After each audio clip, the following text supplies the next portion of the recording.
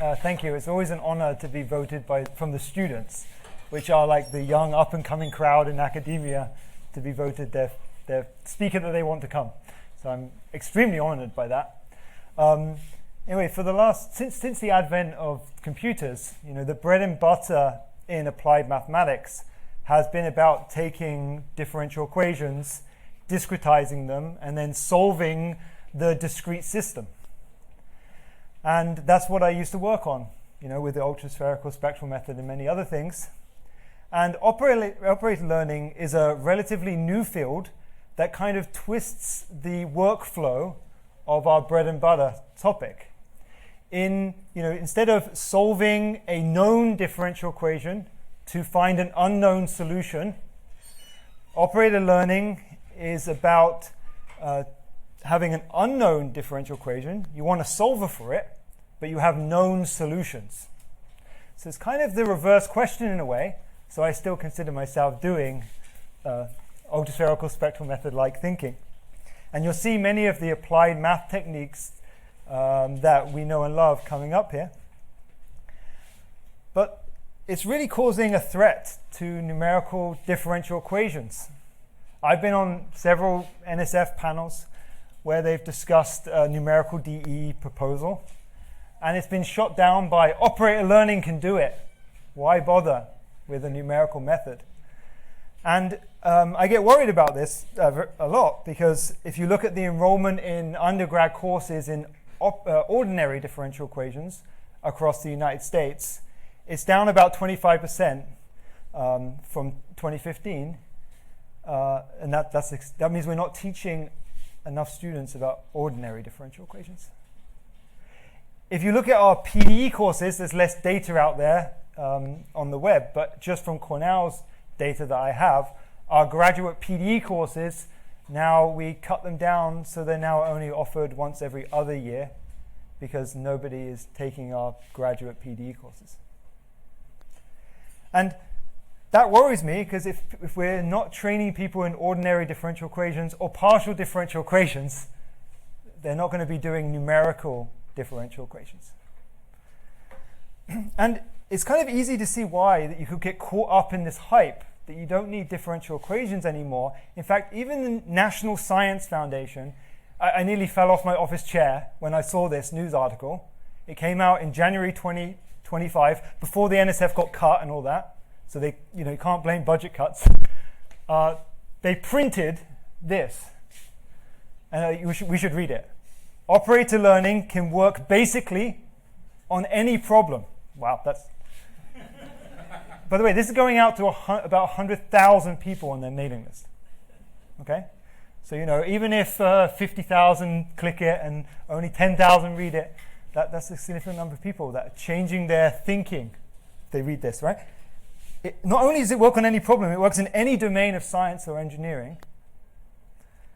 It can solve any partial differential equations on multiple geometries. Wow, that sounds like hype, but it's coming from the National Science Foundation. They're actually printing that, and that's a worry, because if they're not funding numerical DEs, then not only are we not having undergrads take the DEs, we're not training graduate students and what are we doing? We're just training them in operator learning. But operator learning, one of its key things is to solve unknown differential equations. So can you really do operator learning without understanding differential equations?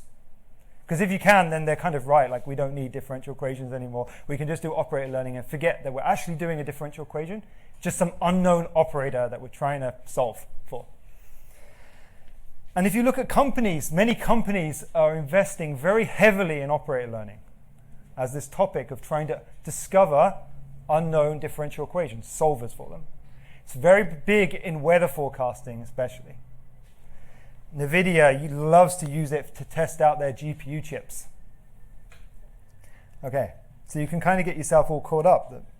This is the end of numerical DEs. I mean, I've been so worried about this that I wrote a book with Stephen Surrogate that's coming out at the end of this year called Big Math, that's trying to just tell people in the world that applied math matters. Like, remember, applied mathematics is almost everything that comes in our modern technology. is applied mathematics. That's before we talk about artificial intelligence or machine learning. Okay, so this is just a book about trying to celebrate applied mathematics before we forget about it. So what does operator learning promise? It promises to be, at one level, a differential equation solver. So you could take, let's say, Poisson's equation in 2 dimensions, let's say on a square. And operator learning promises, given forcing on the right-hand side and solution pairs, so you force it many times, collect up the solution each time you force it. You get the forcing and the solutions. You plug them into some model, some operator learning model, which I'll talk about in a second, and you get a solver that, given a new right-hand side f, can give you back, or aims to give you back, the solution for that forcing term. So that's an operator that's solving Poisson's equation. Okay? The idea in that whole entire workflow, is it necessary to even know it was solving Poisson? Could you just take functions and solutions, and learn the Poisson solver operator? Okay, no DEs required. Or it promises, it's like in weather forecasting, to take today's hurricane map, vorticity map, and give you tomorrow's, for example. Or it could be a time-stepping scheme. The operator could be a time-stepping scheme for a PDE that propagates the initial conditions to the solution 1 second ahead. So operator learning can actually just be many, many things. Usually, when we talk about operator learning, there is a differential equation behind the scenes that's trying to be solved. Okay. Now, one important thing is that operator learning is not Cindy. It's not a model identification problem. It's only trying to do prediction. So we're not trying to get the hurricane, today's hurricane, tomorrow's hurricane, vorticity maps, and try to derive the underlying equations of motion and all those differential equations.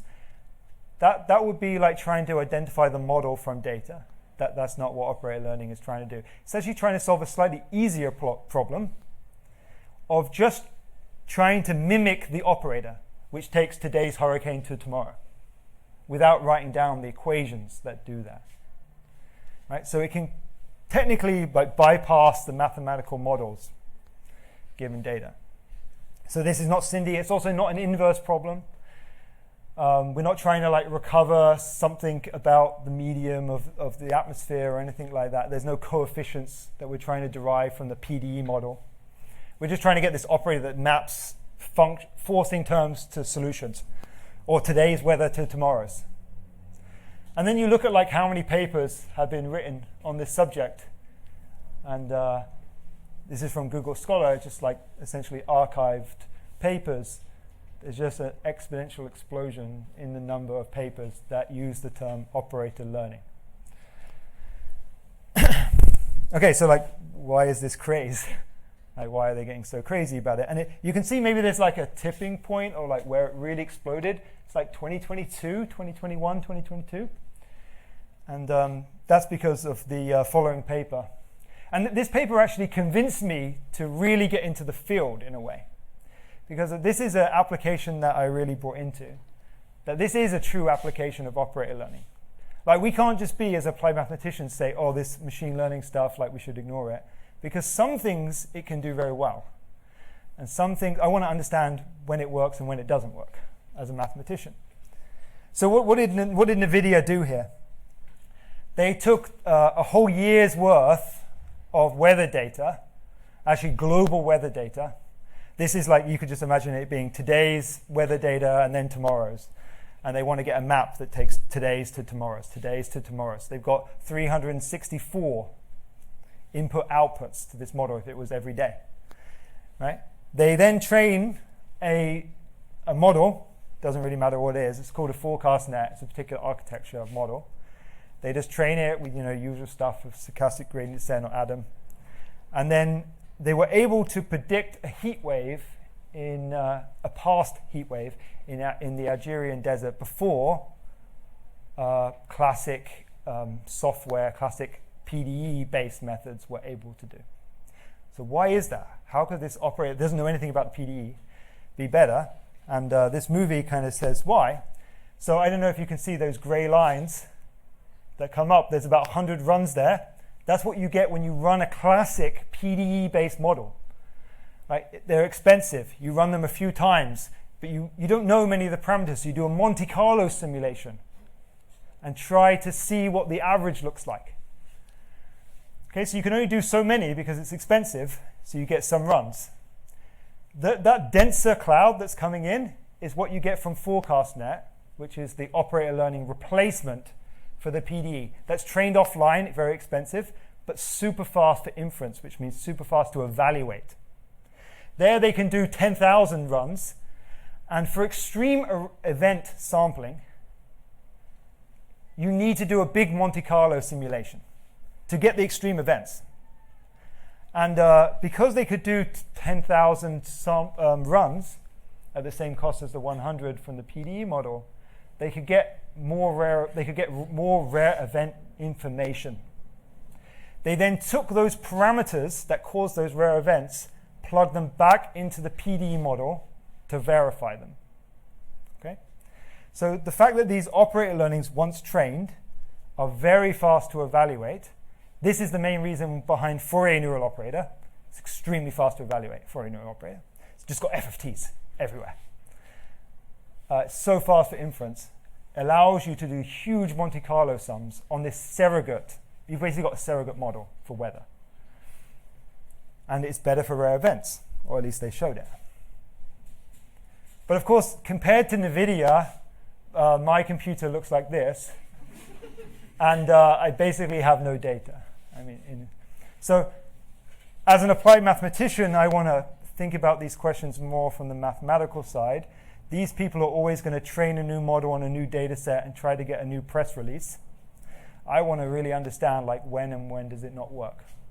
Why did it work on heat waves, but has yet shown much promise on hurricane tracking, for example? So the structure of my talk, we have this statement, which I'm going to dissect.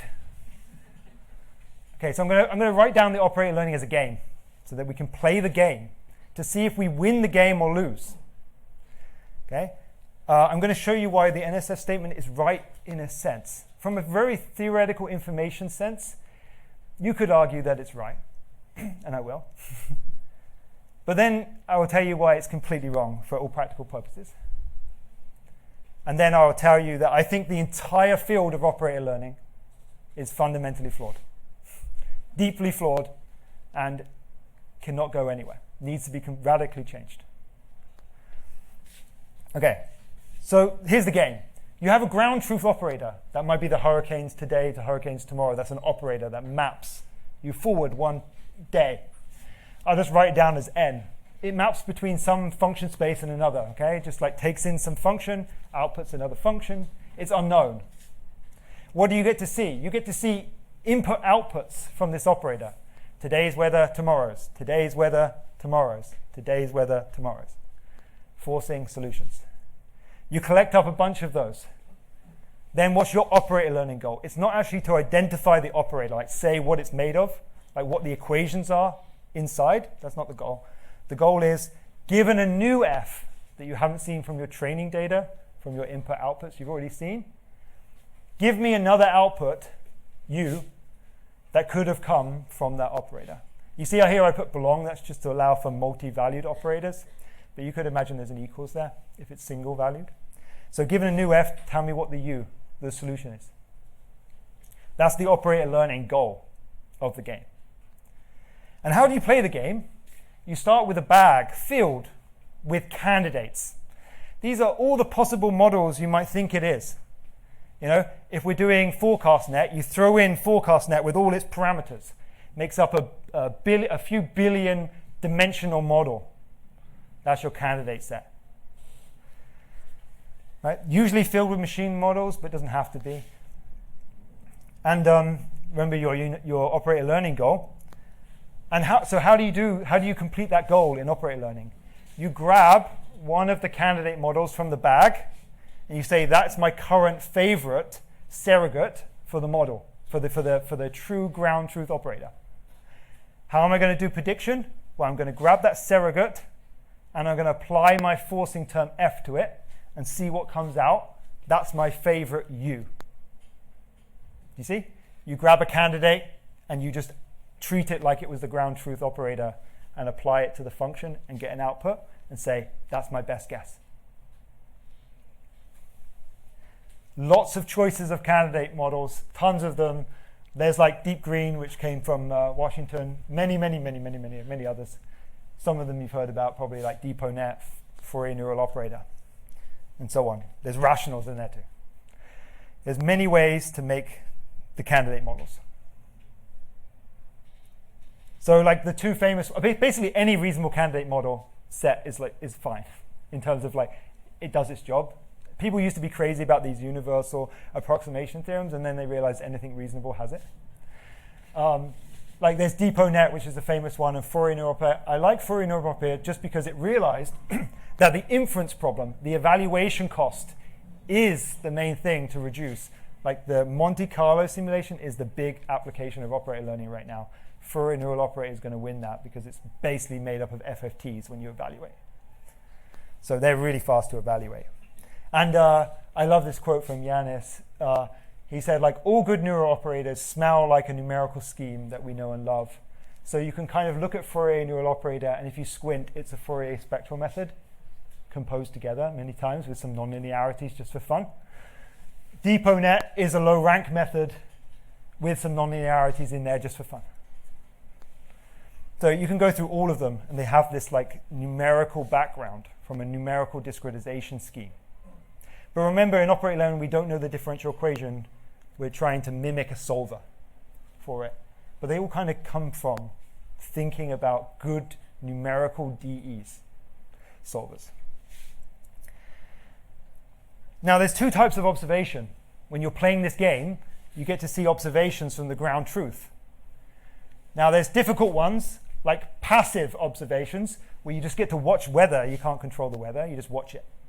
So that's passive. You can't force it how you like.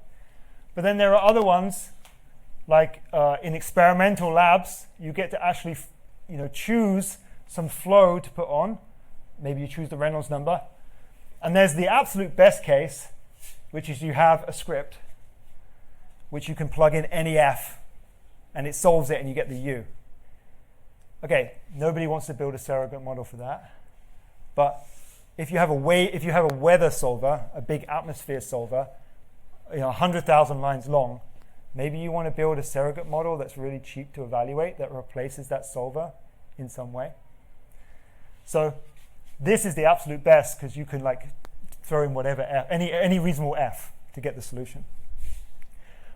Okay. So most operator learning right now is stuck on problems that have a solver already.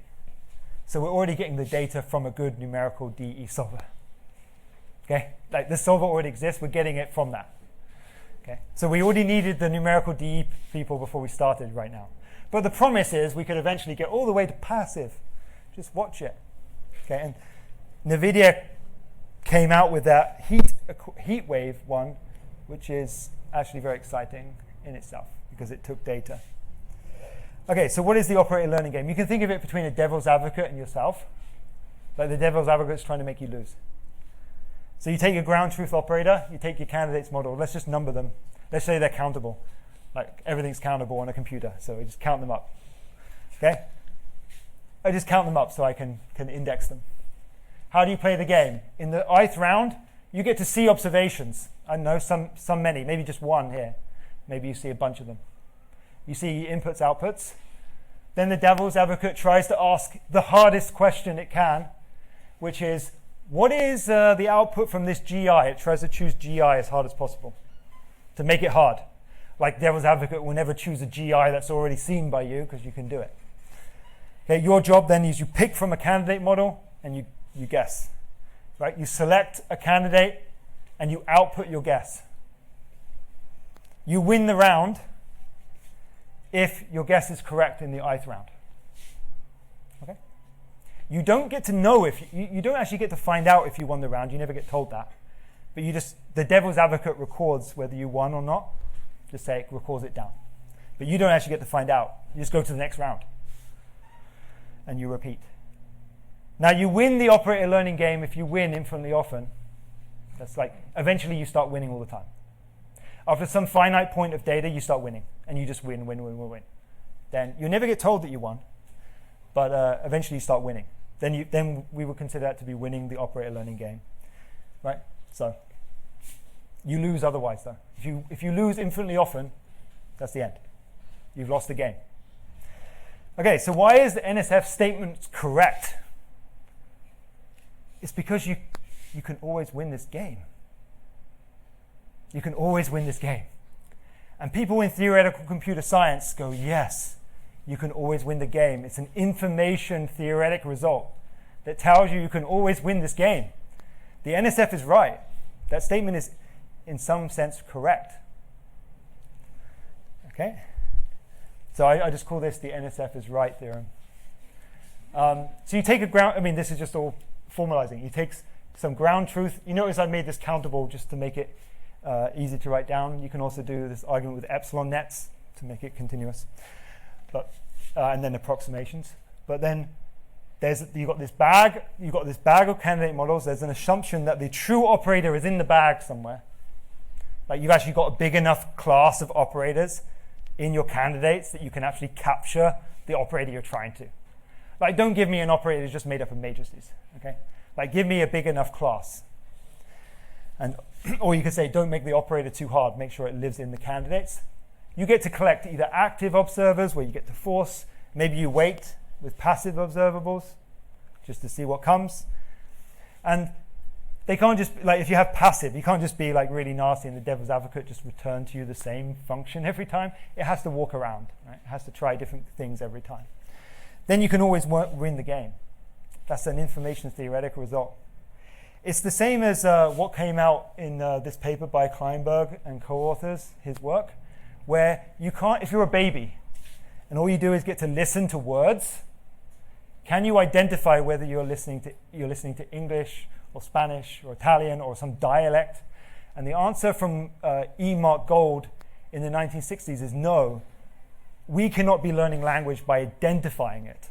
That's model identification in operator learning speak. We can't be like grabbing and guessing the PDE. That actually does not work.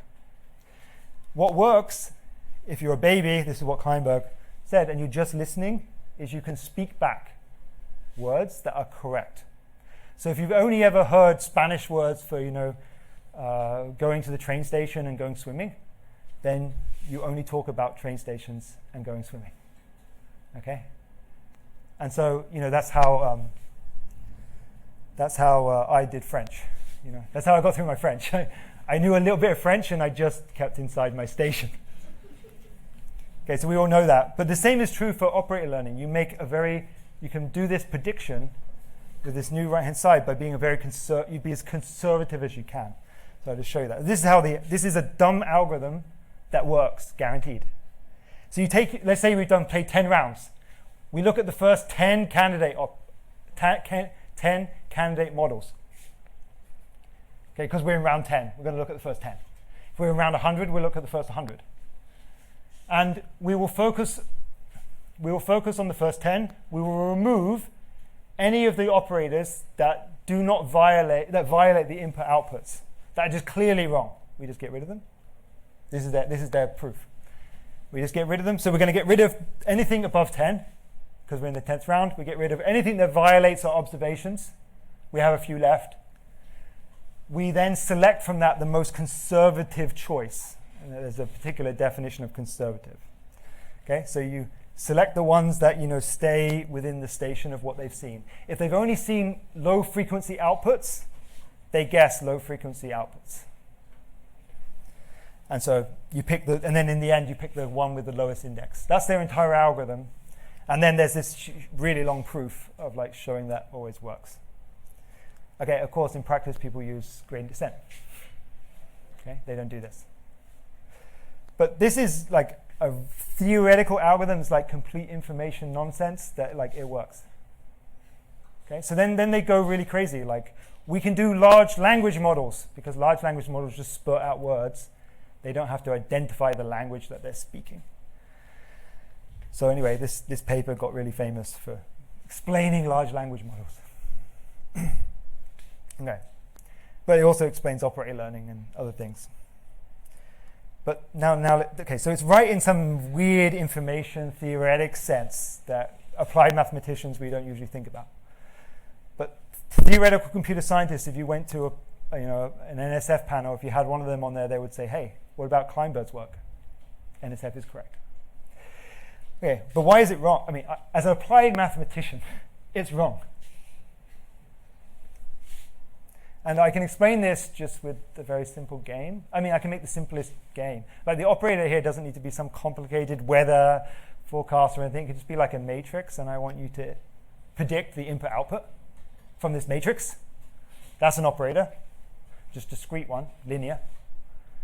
So let me to fit it into the other thing so that the theoretical computer scientists are really happy with the framework. I will make a matrix A. It sucks in vectors with n entries. They just happen to be rational, so they're countable. Or like floating point numbers, so it's countable. And it outputs floating point numbers or rationals. Okay, all our candidate matrices are just all possible matrices. Okay, good. How many input outputs do you need to be able to identify A, or like predict A? Predict A.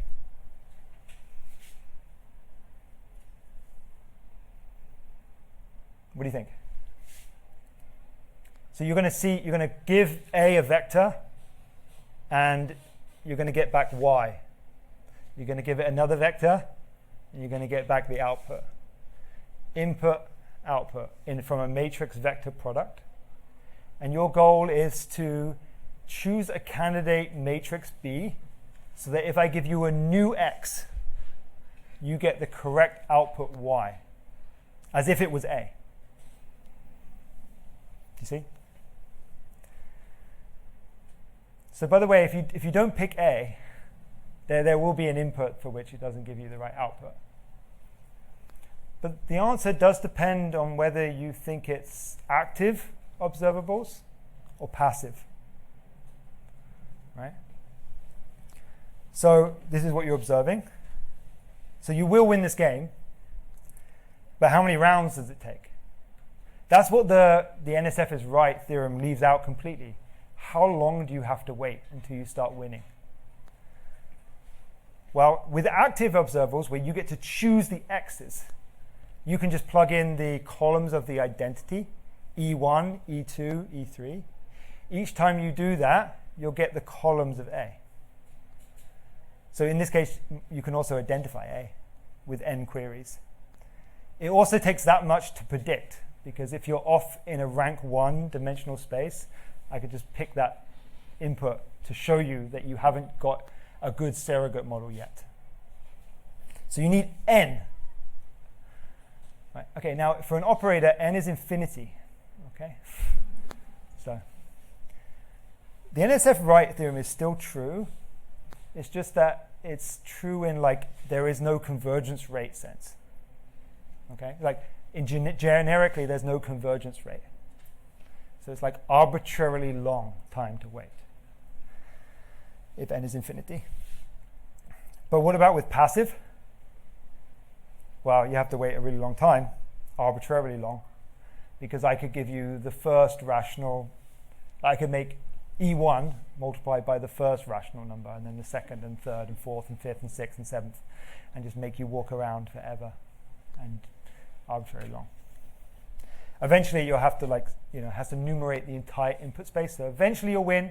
The NSF is still right, but like, oh my God, this is not hopelessly impractical, even on a matrix for passive observables. So there is a big difference between active and passive. And now let me say like why there's still hope potentially in operator learning being practical. Because if I asked you the same question on a diagonal matrix, so our candidate models are all diagonal matrices, you know how to do this in one single map vec. And what's your map vec? So it's the same model as before. You see matrix vector inputs, outputs. But now you're told that the ground truth operator is a diagonal n by n matrix.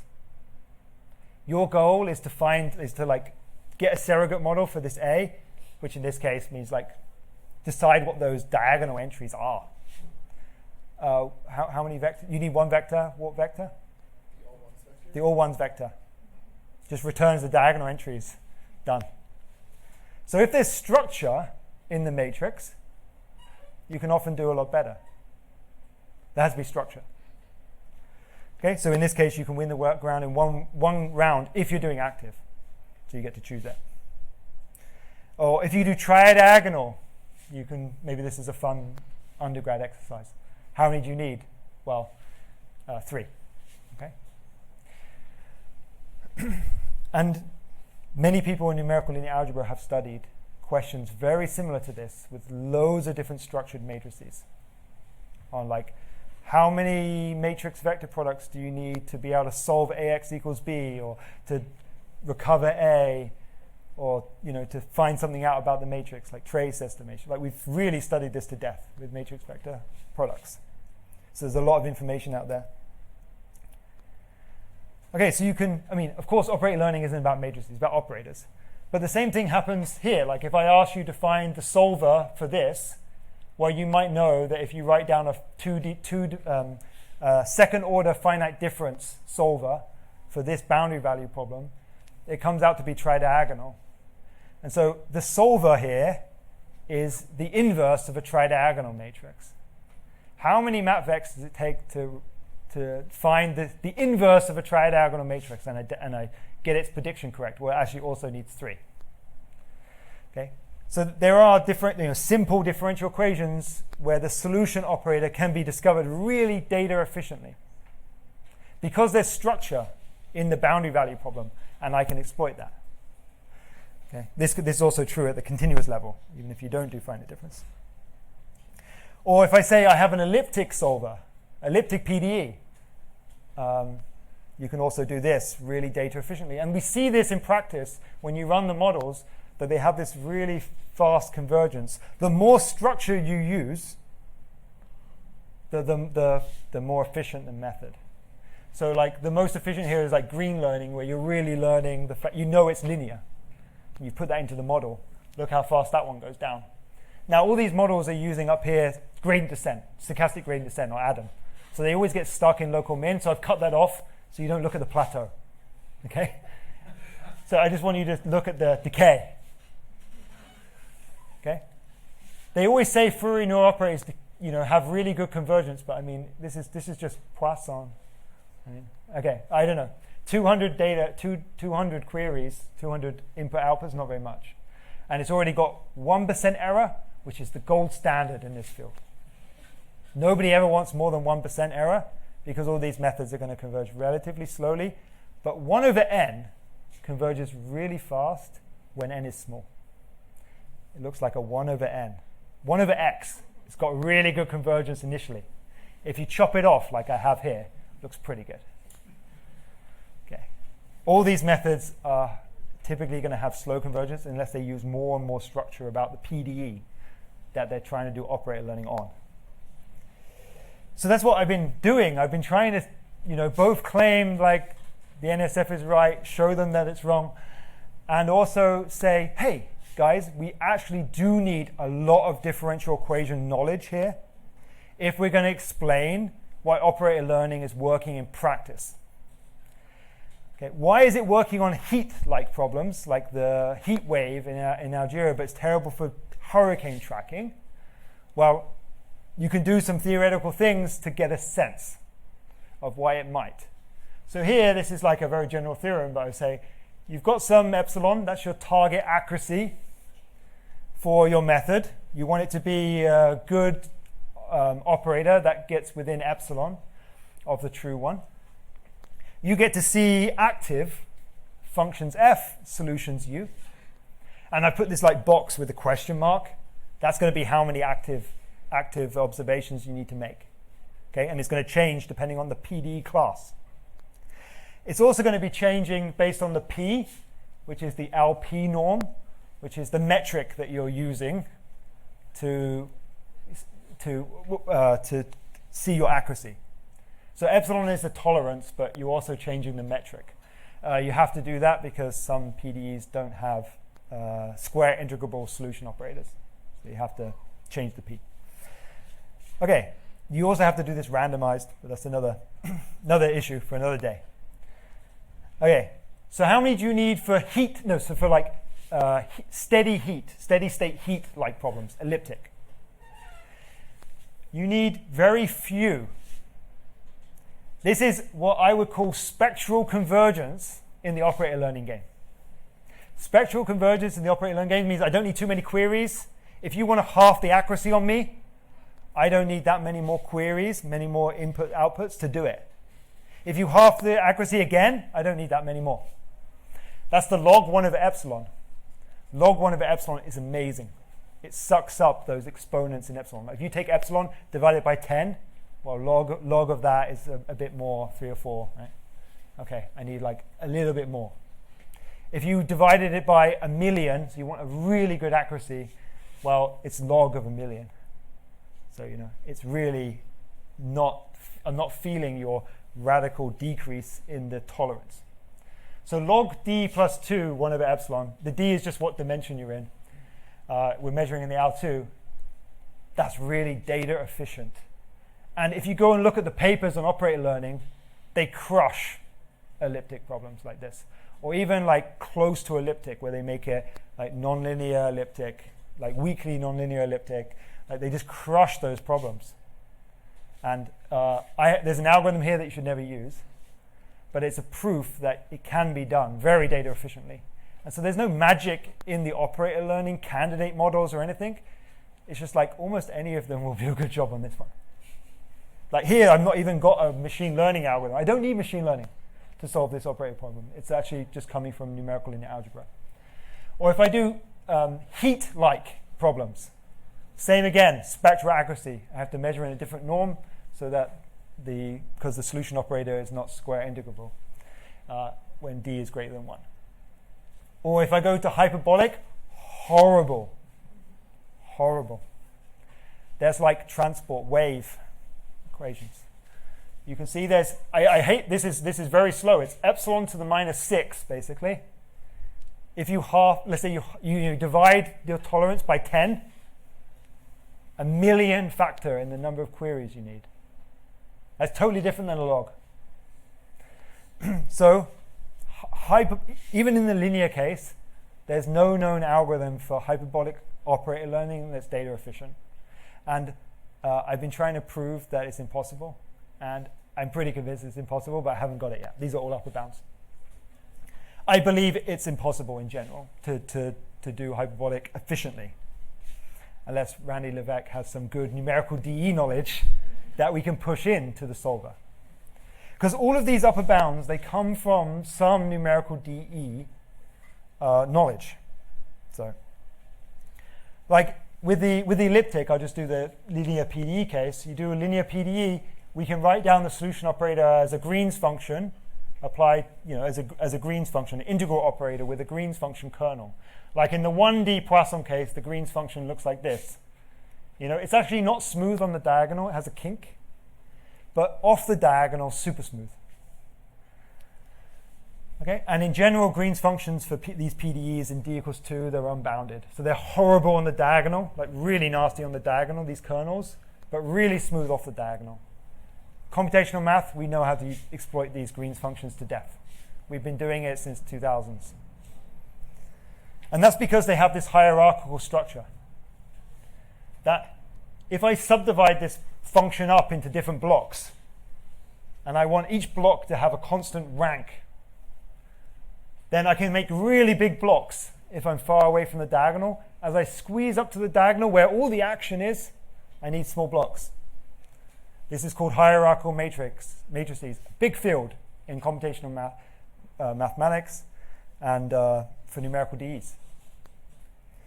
And in general, like you subdivide hierarchically. So you slowly refine onto the diagonal. You could squeeze this up as much as you like. Okay, you can also do this in 3D, but the picture's annoying, so I won't do it. Okay, then people have like, how many queries does it take to recover, or in this case predict, a hierarchical matrix? Very data efficient. What kind of matrices come out from, what kind of Green's functions come out from elliptic PDEs? Hierarchical ones. Why are PDE learning, operator learning for elliptic PDEs data efficient? Because, well, one reason is because there's a hierarchical matrix in the Green's function underneath. You can exploit that structure and get good data efficiency. For hyperbolic, though, totally different. And that's because we don't know what the hyperbolic problem is. We don't know what it is. And those characteristics, if you've ever done hyperbolic stuff, you've got characteristics, those can go anywhere. So the first job you have to do as an operator learner, if you want to be efficient, at least this algorithm, is like kind of track where those annoying sharp features in the Green's function are. You don't know where they are, so you have to do a bunch of testing everywhere across the entire domain to find them. And these characteristics, because you don't know what the variable coefficients are in the hyperbolic PDE, can do crazy things. So you have to track them. Very expensive to track. Once you track them, it's easy. But you've got to do a lot of input outputs before you can track them. So this is why, this is why they're hard. At least this is why I believe they're hard. Okay. So, so we have, if you can use, that's why we need numerical DE people in this field. To explain what people are seeing in operator learning, we're going to have, I believe, we have to use the structure of the PDEs that they're trying to find solvers for. Both to explain when it doesn't work and to explain when it works. And by work, I mean data efficiently work. Because the NSF is always right theorem always holds. But it's kind of, information theoretic nonsense for a practitioner. But now I'm going to show you, I think the entire setup is actually completely wrong. And you can see it in in the theorems I had on the previous two slides. I needed self-adjoint elliptic PDE. I needed parabolic with backward time information. I said that in brackets and tried to hide it. For hyperbolic, I need backwards in time. You see, I'm putting always this adjoint backwards in time. Self-adjoint means the adjoint is the same as the forward operator. The transpose is the same as the original operator. It's symmetric if it was a matrix. I always needed that in all the theorems. And I can tell you that's fundamental. Okay, the easiest way to show you it's fundamental is consider you have this Green's function, integral operator, where this Green's function is smooth. I'm making it really nice for you. Smooth. It's rank 1, which means it can be written as the product of two univariate functions. I cannot get much nicer to you than this. It's super easy, shouldn't be. Your task, using input outputs, tell me what little g and little h are. Or, get a surrogate model for it that does a good prediction. Which in this case is the same as recovering. Every time you do a forward operation, you get, if you just do the integral, you get some multiple of g. Okay? Maybe you can do that in your head, like plug in f into there with the rank 1 assumption, gh. Take the g of x out because it's not an integrating variable. You've got a constant multiple of g every time. If you did a rank 1 matrix, you just get the column space, a multiple of the column space every time, multiple of the vector. If I do the adjoint, which is the same as the original one, but the g and h just swap roles, that's what the adjoint is here. Just the g and the h swap roles. The h now has an x in it, and the g has a y. I do the same thing. It's always giving me a constant multiple of h. Okay, big surprise. Okay. So how many rounds do I need to take before I can start getting this operator, let's say, to within epsilon? Okay. If you have both the forward and the adjoint, you can do it in 2. I just put O of 1 there, but like 2 input outputs. Because you can do 1 to get the G and 1 to get the H. And I know there's a constant, but you can use the 2 to resolve what the constant is. So like the constant is shared, so you can like scale it. You don't have to recover G and H. You can just recover scalar multiples of them. Like you can multiply, there's some scalar invariance between them. So anyway, you can do it in 2. That's if you have the adjoint. Data efficient. Wow. How many without the adjoint? If you don't have adjoint information, you never get to see the h, or a constant multiple of it. All you get to see is a constant multiple of g. Now, it looks like it's impossible. It's actually possible. but I want you to think about what the rate is. Okay? The first time you do a query, you get g. Basically, you get a multiple of g. You're done with g. But now we need to get h. How many samples do I need of h? Wow. Every time I do a forward query, I get one piece of integral information about h. You could think of that like as one Fourier coefficient. Right? How many Fourier coefficients of h do I need before I can get it to within epsilon? Well, I told you it's one Lipschitz, so the Green's function is smooth. So in this case, you can really go through the theory and you can do it in 1 over epsilon. You cannot do better than that. That's a proof in here. There's no way you can do better than 1 over epsilon here. Okay, amazing. 2, terrible. 1 over epsilon is horrible. If you want, 6 digits of accuracy, it's 1 million samples. It's the simplest problem you could ever think. It's 1 million, and that is a lower bound. You cannot do better. Okay, so without the adjoint, which is the entire operator learning community, all 3,000 papers that were submitted last year, all but 2 of them, which were written by me, assumed there was no adjoint and claimed success. They rarely claim failure, right? So they say 99% of them claim success. Oh my, how is that the case? Are they really just stuck on self-adjoint-like problems? No. You can actually show that you can have a problem that's not self-adjoint, but as long as the term that's not self-adjoint has a constant coefficient in front of it, you're still okay. Okay, that's another theorem I wrote up in a paper. So you can actually show, okay, for this, I'm changing the constant. That's on a du dx term. So the adjoint of that would put a minus in there. You don't have access to the adjoint here, in this case. I can still learn it to some good accuracy, even in this simple case. I don't have the adjoint. Why? Because it's constant coefficient in front of the skew symmetric term. And so if I say constant coefficient elliptic with or without the adjoint, perfectly easy for constant coefficient. If I say general second order, amazing with the adjoint and terrible without. So you go and look at these papers. They do loads of crazy PDEs. And often they put a term that's constant coefficient skew symmetric, or constant coefficient not self-adjoint part, or just a non-self-adjoint part. They're not playing very much with that, or they put a totally crazy part onto this PDE, but it's so small that they can get a 1% error without even learning that part. Okay? So you see, they have found the cases where it works and doesn't work by trial and error. You see. So, this means that I believe operator learning is completely stuck if you assume that you have today's weather and tomorrow's, today's weather and tomorrow's. There's no adjoint, there's no backwards in time information there, there's no adjoint information there. Even in the linear case, for the simplest problem I can write down, you need it.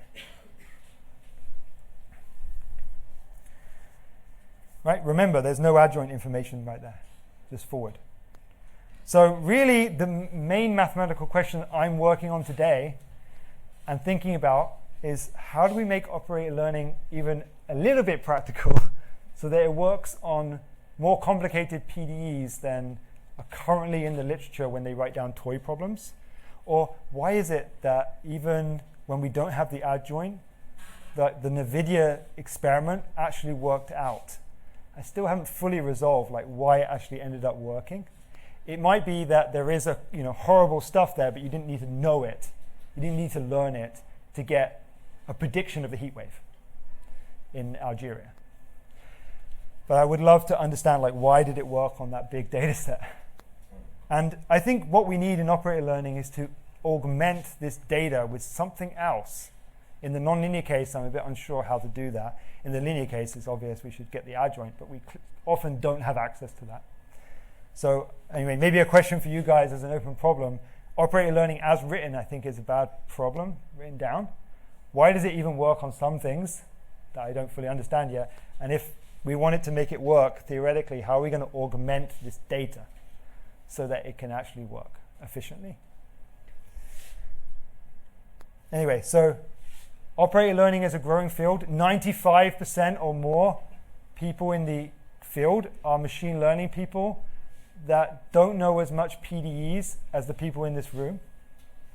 We need people in this topic that know PDEs. That's very clear, because otherwise we have statements coming out that it can solve everything. And that's actually very bad for numerical DEs if politicians start believing these kind of statements. That's very bad for numerical DEs. It's very bad for training undergrads in the topic. We need people just like you to think about these and to put your PDE knowledge down in an operator learning context. So anyway, thank you very much for having me. It was an honor to be the student speaker. I'm ready for any questions. Thank you.